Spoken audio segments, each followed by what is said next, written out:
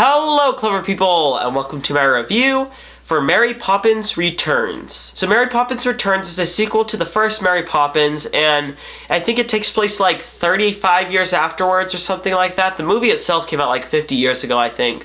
And it follows the story of the Banks family. And I think that it's the family from the first Mary Poppins. I don't really know because I don't remember it much. And it follows them as the dad of the family is having financial troubles because he has to pay off the bank to try to pay off of his house, and at the same time his kids are having a very hard time because their mother has passed away. So Mary Poppins comes from the sky, lands down, and comes to entertain the kids and try to help out the adults with the stress that is going on in their lives. I was very excited for Mary Poppins Returns. I thought that the trailers looked fun. I really like the idea of Lin-Manuel Miranda being in a movie. He's one of my favorite people right now. I think that his work on Hamilton and In the Heights, two amazing musicals that he produced. Obviously, Hamilton is a huge, gigantic success, and In the Heights is also a really well done musical. And I was excited to see, because I think that he worked on some of the songs in this movie, so I was excited to see those. I was excited to see him perform. I was also excited to see Emily Blunt playing Mary Poppins.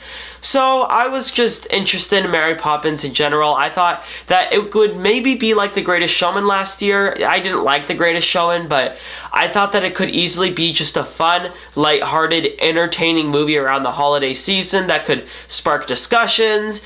And unfortunately, it's not. Mary Poppins Returns is a very dull, boring movie, and I don't really see this movie having any life past a few months from now. The thing with The Greatest Showman, even though I didn't like it, I still appreciate the fact that that movie did not take itself too seriously, and that it was never boring, and that it caused a cultural phenomenon throughout the country. People are still talking about it today. Choirs are singing the songs all across the country, and I don't think that Mary Poppins Returns will really be like that. I think that the biggest disappointing part of this movie was that the songs were just dull.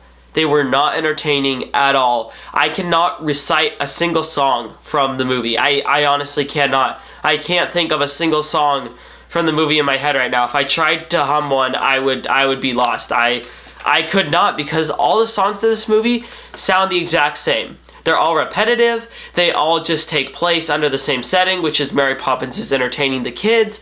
They aren't memorable musically. They're actually just really cliched. The chords progressions are cliched, and everything musically, it doesn't work. And in terms of the film trying to progress the story, it also doesn't work. And also, this movie is just long. It is 2 hours and 10 minutes long, and that was just too much, because it honestly feels like this movie has a fourth act in it. After the big end of the third act, then they have the whole balloon scene, and that in and of itself, I was just checking my watch the entire time, begging for this movie to be over, because I was completely bored out of my mind at that point. And I don't like using the word bored, but there's just not another word to use with this movie. It's just monotonous, it's repetitive, and it just feels like the same scene over and over and over again. And I like the idea that it was more about the kids and the family rather than Mary Poppins, but I still wanted to know a little bit about Mary Poppins, and I wanted more of her in the movie. She was there a lot, but she was just in the background, and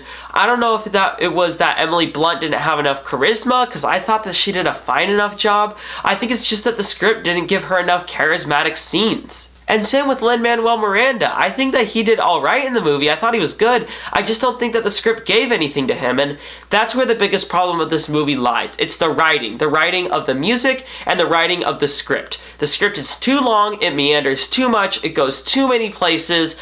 They have a scene in a bowl that, I don't know, it was really, really long, and it could have been 10 minutes and it felt like 30. There's a scene with Meryl Streep in it, and I don't know why they had that whole part in there. Meryl Streep did not need to be in this movie. I honestly thought that Mary Poppins Returns was just a big disappointment. I just think that this movie lacked magic. That was the biggest thing. This movie should have been, if not great, at least somewhat magical. And it was not. It was just stale. It was just the same thing that I've seen a million times. I was greatly disappointed by Mary Poppins Returns. I wanted something fun, and what I got was something that was just dull. I will give Mary Poppins Returns a 4 out of 10. Alright, that concludes my review for Mary Poppins Returns. So, what are your thoughts on this film, or what do you think of the first Mary Poppins? Comment in the comment section below and let me know. I'm Robert Burke, and this has been The Clever Critics. Goodbye.